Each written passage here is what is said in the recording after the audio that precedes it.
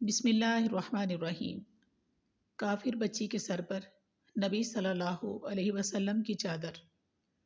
جب قبیلہ طے کا قافلہ نبی کریم صلی اللہ علیہ وسلم کے پاس آیا تو اس وقت ایک نوجوان لڑکی کا بچہ گم ہو گیا۔